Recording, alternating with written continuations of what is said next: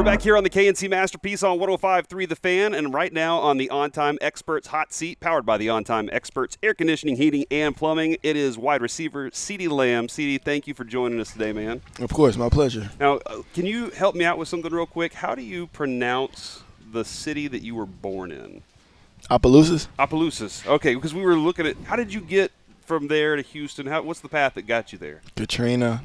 Literally before Katrina, my parents, my dad, actually, he had moved out to Houston. My mom was already out there at the time, and then my dad finally made that move. And then we lived in East Houston for a while. My mom lived all over East Houston, North Houston, Northwest. It was crazy. So it was a lot of moving going on. And then right before, I want to say, 7th grade, 8th grade, I moved to the Richmond area and finished school there. I know we're going back in history a little bit, but why OU? I'm sure you could have gone to any school in the country. What was OU? What was the deciding factor to go to OU? For starters, building a relationship with my receiver coach and Coach Dennis Simmons, it was kind of like second nature. Built a great relationship with him off rip. Built a lot of trust, and trust runs huge in my family. So that was big. And then also Lincoln Riley and what he was doing with the offense. Obviously, I play receiver, so it was kind of the best fitting for me. And then what Lincoln Riley was doing as a coordinator at the time, and then also Baker, he was fresh off of his Heisman Trophy. No, I think he actually won it when I was there. He won. He was just hot. Diddy had won it the year before. He was just hot, and I liked what he was doing, and I liked his his mojo in college. So. And then when I went to go visit, knowing Kyler was there the following year, I just knew I had for sure two years with a great quarterback. So, I mean, if you got the offense and a quarterback, if you play receiver, what I'm saying, the pieces are going to piece. Are you pumped that they're going to the SEC? Because everything's going to be like a different schedule than what you played against. Oh, yeah, most definitely. They kind of get, thrown in the fire, if you will. They want what every kid's dream is, and that's to play in the SEC. That's as close to the NFL as possible if you get to college. You know what I'm saying? Now, there was a time before you got here when the Cowboys made the trade for Amari, and a lot of people were going, oh, man, but you could get a receiver in the first round. And I was like, yeah, what about CeeDee Lamb? You could get him with that pick. And then somebody said, no, he's got another year. He's another year at OU. And I was like, oh, yeah.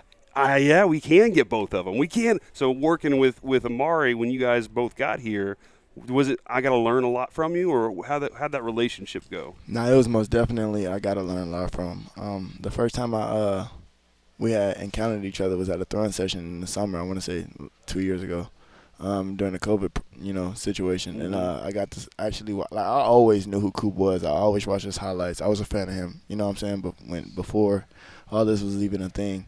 And actually getting to see him run routes was like, wow, he's actually like this in real life. You know what I'm saying? He can stick off. His sticks were amazing. The top of the route were crazy.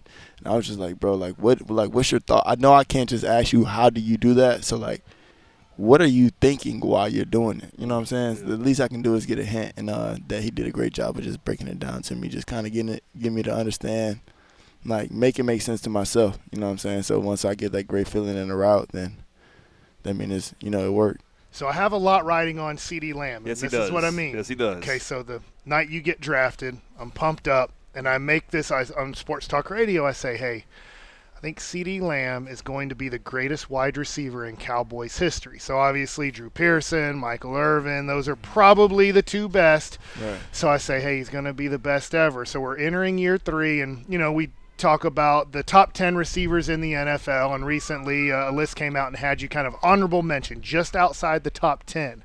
So what does it take for CeeDee Lamb in year 3 to get inside that list, and then to prove me right, you're going to be the greatest wide receiver in Cowboys history? For starters, I feel like just showing that I'm a wide receiver one, proving it to myself, and obviously to others. A lot of people have doubt. So just going out there doing what I love, what I've been growing up to do, and obviously this is a dream for me. So living my dream throughout myself and enjoying it while I do everything I got to do. So just being consistent, keep falling in love with the game, never really get tired of it, and just go and have fun. Who's your favorite wide receiver currently to watch in the NFL? Odell, most definitely, and Devontae. Them two guys Interesting. Are crazy. Why Odell? What is it about Odell, his yards after the catch. I've been watching him since high school. Yeah, since high school and college also. And then I was kind of early on in Devontae Adams also, just because he always had the wiggle to himself. It just wasn't as drastic now and as as effective. Like you could really see what he's doing to these DBs. So like just kind of what I'm saying, just taking the hints from here and there. Well, you were talking about that like in college when you had the offense and the quarterback and everything, and he had Rodgers. Like that dude right there sees the game differently, right? Exactly. Than anybody else, and he makes those throws. And I always wonder how much of it is Devontae, how much of it was Aaron. And I'm interested to see what goes on over there with the Raiders now. Yeah, most definitely. But I mean, some of the plays, majority of the plays, obviously had something to do with Aaron. Really, all of them because he's delivering the ball. Yeah. You know what I'm saying? But as far as the releases goes, like I've actually diagnosed their film, so I watch it damn near every day. Oh, really? Yeah, oh, it's wow. crazy. That's crazy. Yeah, just like some of the things that he's done. I mean, he has separation at the top of the route. So like those you can't really do nothing about it. Those are given for Aaron. You know what I'm saying? And that's not taking anything away from him. Aaron is a legend right now. He's a Hall of Famer. So. Yeah. When I was a kid, they would show Jerry Rice catching bricks, and that's how he said he had such great hands. What's something crazy that you catch, besides a football, right, to, like, train to get your hands as good as possible? Tennis balls.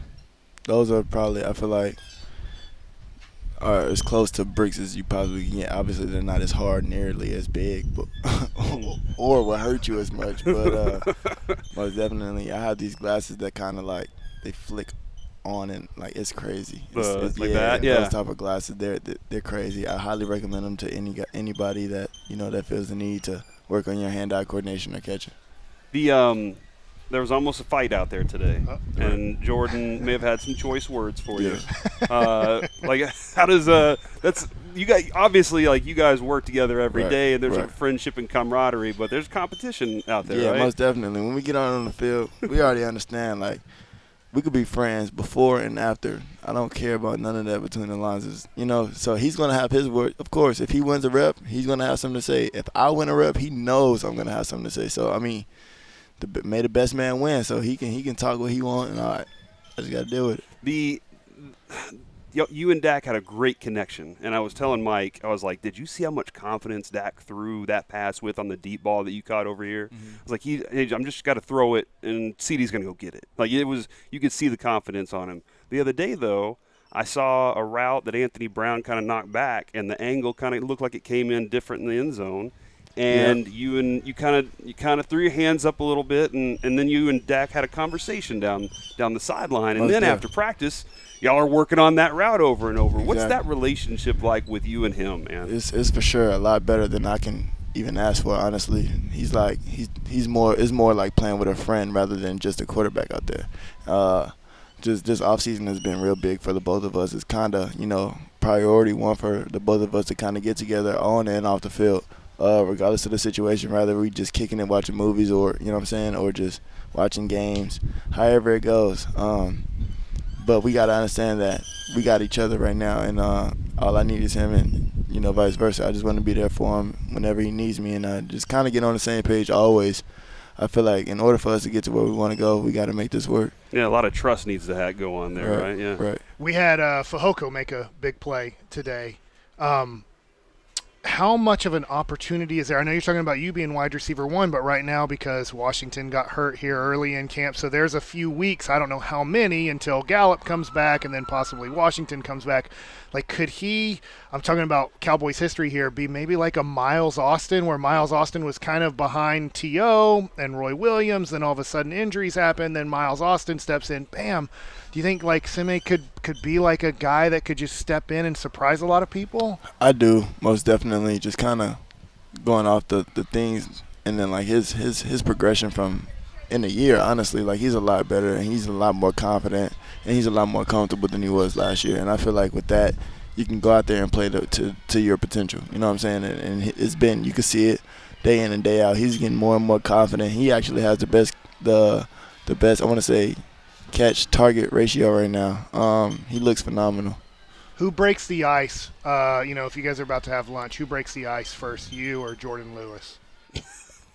Oh no, the ice already broken. Okay.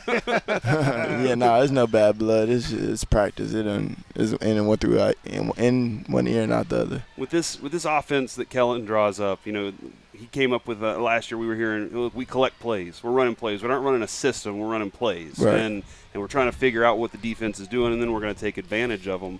You guys, is it mismatch hunting? Like, are we looking at it going, let's go find me a guy that I can pick on today? Honestly, it's always going to be a mismatch hunting. We're going to figure out who's your weakling, who's your best cover, who's your best tackler. But at the end of the day, we're going at everybody. I'm going to be honest with you. It's not that we fear anyone. It's not that we're going away from anyone. It's whoever's open. Now, and we have a co-host who's not with us right now because he's expecting a baby. No, maybe he just didn't want to come out to California, but right. He says he's expected a baby. Of all the guys on the team that could deliver a baby, if needed in an emergency, you got the best hands. So would it be you, or how are we working this? That's crazy. That's a crazy question. Who would be the most willing to say, you know what, I'll put my hand in there. I got it. To deliver a baby. To deliver a baby in emergency. That would not be me. I must tell you that. I don't know. I don't want to throw nobody under the bus. I'll go with another fun question. You're wearing Nikes right now. I'm assuming that you're a fan of basketball shoes. If you could take a basketball shoe, it doesn't even have to be current. It could be an older Jordan, or it could be maybe an older LeBron shoe. What shoe would you want, and then to turn it into your own football shoe? The KD4 Easter Mints. Yeah. Yeah, Can that happen? I'm big on I'm a Durant fan for sure. But those KD4's Eastern Mints, I'm glad that you made me think of that. I'm going to try to make it happen. We got to get it. Oh, look, you might have got him a shoe deal. I mean, here. that's a really a lot of baseball players sometimes will take a basketball tough. shoe and be like, hey, I need spikes on these, right. and try to get Nike to do it. So KD4's Eastern Mints for sure. Them things are sweet. Those are my favorite basketball shoes. Okay. Are you a Luka fan too? Or, yeah. Luka grew on me too quick. Oh, yeah? It was too quick. Yeah, it's fun. All right, man, we really appreciate your time today. Best of luck out there this season, guys. Thank you.